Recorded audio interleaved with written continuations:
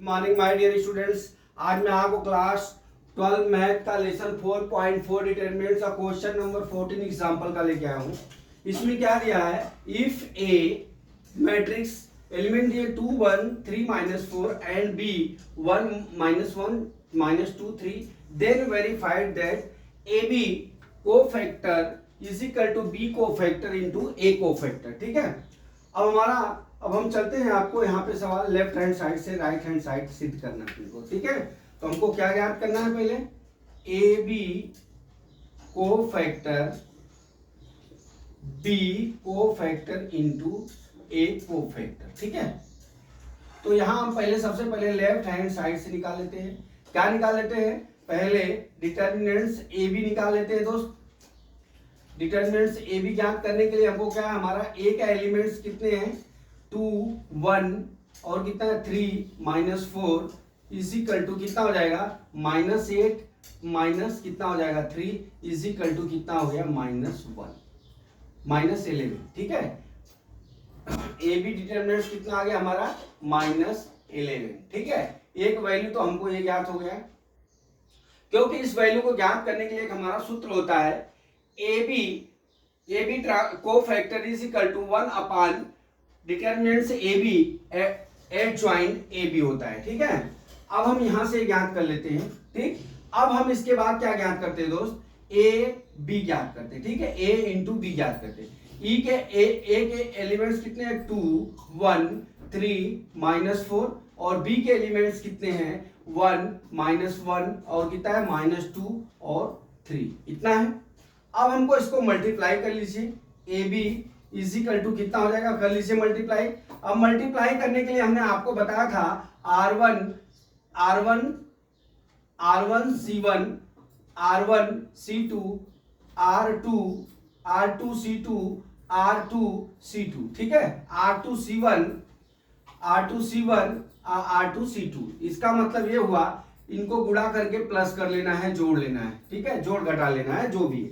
अब मैं यहां इसके आगे आपको करके बताता हूं। देखिए, अब हमारा क्या हो गया, अब ये R1 हो गया ए जिसमें गुणा होता है, ये R2 हो गया, ये हमारा C1 हो गया, ये हमारा क्या हो गया, C2 हो गया। ठीक है, अब R1 कितना है, देखिए यहाँ पे 2 3 लिख लिया हमने, और हमारा जो है ये कितना है, 1 -1 -2 और ये 3 होगा। अब इनका बारी बारी से इसमें मल्टीप्लाई कर लीजिए। देखिए ये कितना हो जाएगा, 2 माइनस कितना हो जाएगा 3, तो कितना हो जाएगा, -1 आ गया हमारा। ठीक, अब इसका मल्टीप्लाई हम इधर कर लेते हैं, तो -4 और प्लस कितना हो गया, 9 हो गया। ये कितना आ जाएगा हमारा, +5 हो गया। ठीक, ये इतना हो गया।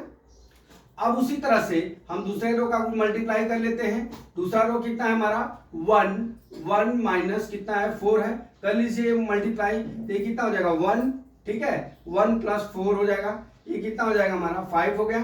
ठीक है, अब उसी तरह से इसका मल्टीप्लाई इसमें करेंगे तो -2 और ये कितना हो जाएगा, -14 हो जाएगा, बराबर कितना हो जाएगा, -12 हो जाएगा, ये कितना हो जाएगा, -14 हो गया। ठीक है, अब हमारी वैल्यू ए बी का वैल्यू कितना हो गया हमारा, कितना हो गया, कितना, -1 5 और 5 -4। अब यहाँ पे हम इसका कोफैक्टर ज्ञात कर लेते हैं। क्या ज्ञात कर लेते हैं हम, इसका कोफैक्टर ज्ञात कर लेते हैं। अब कोफैक्टर ज्ञात करने के लिए ए बी इनवर्स कर लेना। क्या कर लेना है इसको, A B inverse cofactor is equal to कितना होगा, देखिए यहाँ पे। अब देख लीजिए, मैं यहाँ पे आपको रफली कोफैक्टर निकाल के आपको बताता हूँ कैसे निकालना है। देखिए ये -5 है, ये कितना है, -1 आ गया और 5 आ गया, 5 -14 आ गया। अब हमको कोफैक्टर निकालना है। अब कोफैक्टर निकालने के लिए हमको क्या करना पड़ता है, हमारा क्या हो जाता है, ये 2 × 2 का जो है कोफैक्टर का डिटरमिनेंट्स है। अब इसका कोफैक्टर निकालने के लिए हमको क्या करना पड़ेगा, देखिए A11 निकालना पड़ेगा सबसे पहले। तो A11 निकालने के लिए आपको मैंने बताया था कि ये ओड नंबर रहेगा तो क्या होगा, हमारा माइनस होगा, इवन होगा तो प्लस होगा। ठीक है, तो अब यहाँ पे देख लीजिए, ये कितना हो जाएगा, माइनस कितना हो जाएगा, यहाँ पे +14 हो जाएगा। ठीक है, अब यहाँ पे आप नहीं, सॉरी, ये ऐसे नहीं मल्टीप्लाई नहीं करेंगे, 1 1 है, मतलब पहला रो पहला रो पहला कॉलम कितना हो गया, -14 हो गया। यहाँ पे क्या है, इवन नंबर है, A12 हो गया। A12 में क्या करेंगे, देखिए यहाँ पे पहले से माइनस कर लेंगे, क्योंकि ये जो है ओड नंबर है, तो हम यहाँ पे माइनस कर लिए। अब क्या करा, 1 2 1 1 मतलब पहला कॉलम पहला रो और दूसरा कॉलम कितना हो गया हमारा, यहाँ पे आ जाएगा -5 आ जाएगा। ठीक है, अब उसी तरह से A21 करेंगे, ये भी ओड नंबर है, तो यहाँ पे भी माइनस करेंगे। अब दूसरा रो पहला कॉलम यहाँ पे कितना हो जाएगा, पहला दूसरा रो और पहला कॉलम यहाँ कितना हो जाएगा, यहाँ पे 5 हो जाएगा। यहाँ पे दूसरा रो ये हो गया, पहला कॉलम तो यहाँ कितना हो जाएगा, -5 हो गया। अब हमारा A22 मतलब दूसरा रो दूसरा कॉलम कितना हो गया, -1। ठीक है, अब यहाँ पे मैं लिख लेता हूं -14, ठीक है, अब -5, अब यहाँ कितना बच गया, -5 और -1। ये हमारा क्या आ गया, ये हमारा ट्रांसपोज आ गया। ठीक है, 14 5 और -5 1। ठीक, अब हमारा क्या निकालना है, यहां से देख लीजिए, हमने आपको ए बी को फैक्टर ज्ञात करके यहाँ पे निकाल के आपको समझा दिया, इतना आ गया। अब यहां देख लीजिए, अब हमारा क्या हो जाएगा, देखिए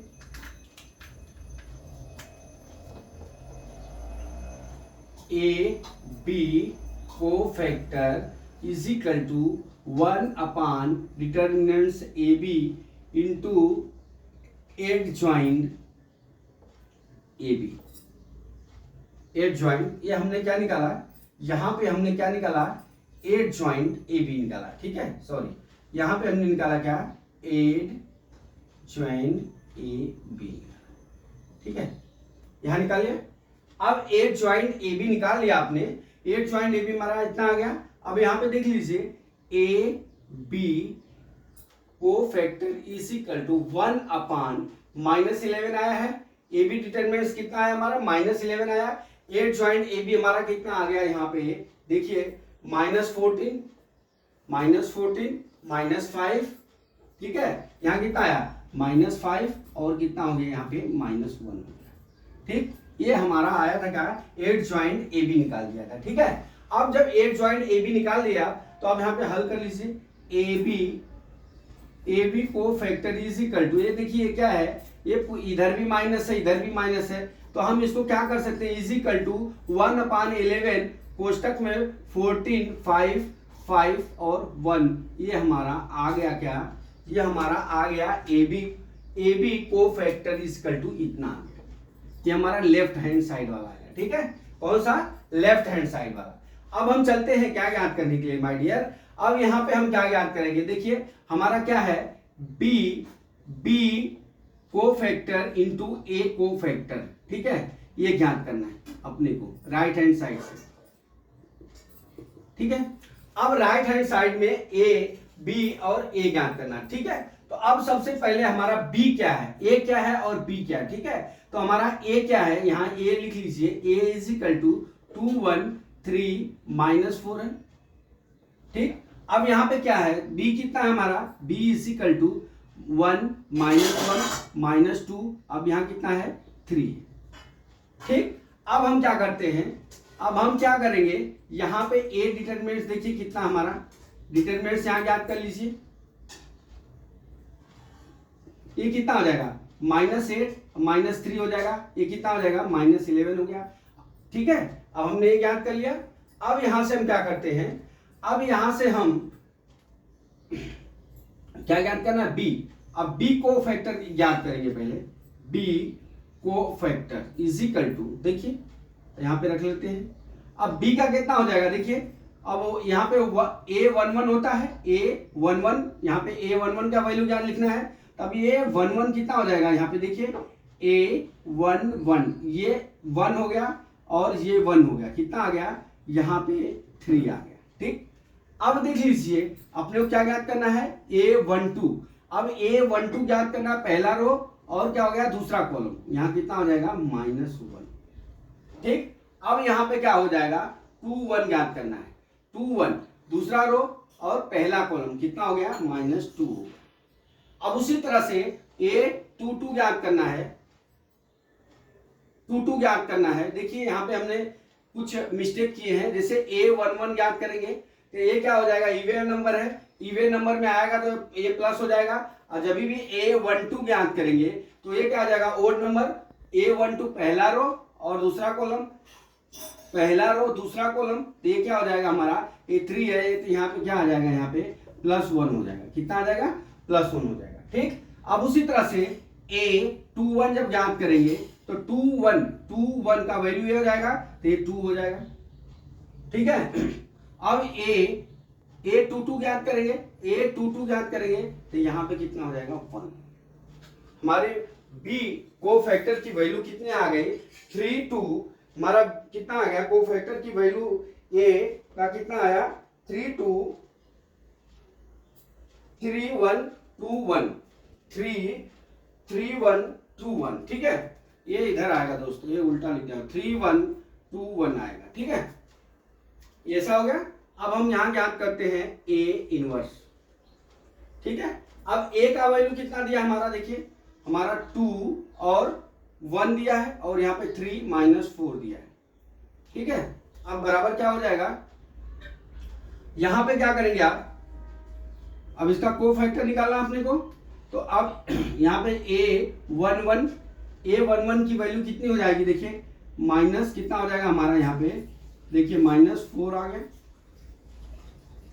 ठीक है, अब A12 की वैल्यू ज्ञात करेंगे, A12 की, अब A12 मतलब पहला रो दूसरा कॉलम, कितना होगा, 1 है तो यहाँ कितना हो जाएगा, -1।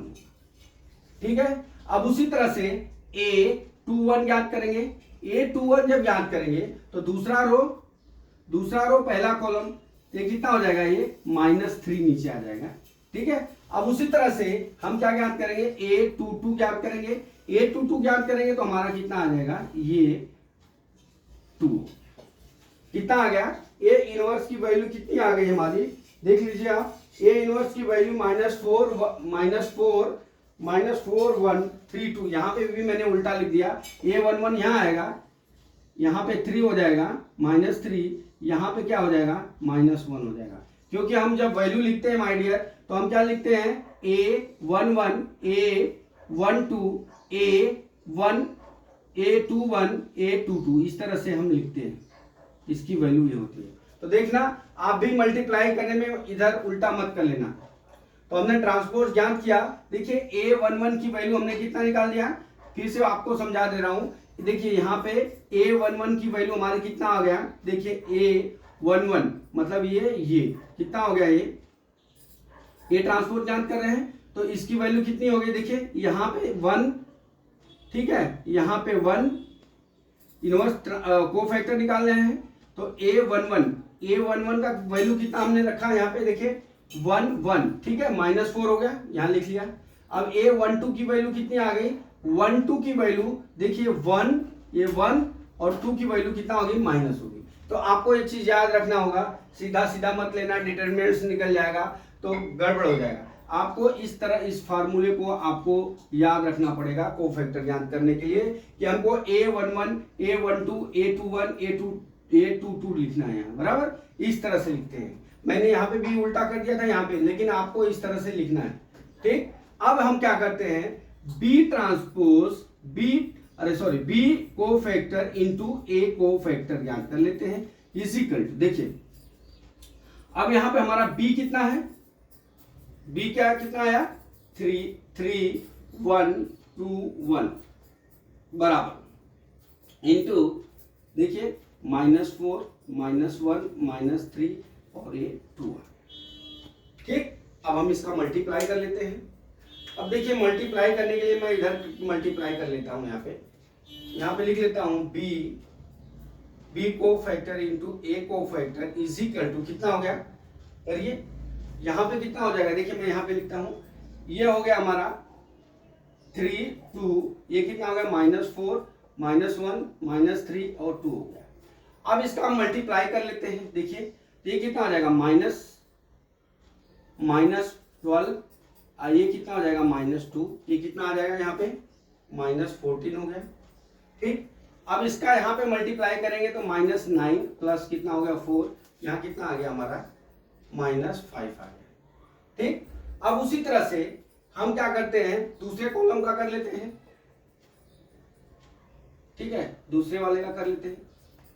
ये -5 इधर आएगा, देखिए -5 इधर आएगा। ठीक है, अब इसका करते हैं क्या, हमारा क्या है, यहाँ पे देख लीजिए ये 1 1 हो जाएगा, ये 1 1 हो गया। अब कर लीजिए मल्टीप्लाई, पहले इसमें करेंगे तो -4 और ये कितना हो जाएगा -1, कितना हो गया यहाँ पे -5 हो गया। अब फिर 1 का करेंगे तो कितना हो जाएगा -3। ठीक है, ये +2 हो गया, तो कितना आ गया मेरा -1 हो गया। ठीक, अब यहां से हम क्या करते हैं माय डियर, देख लीजिए आप,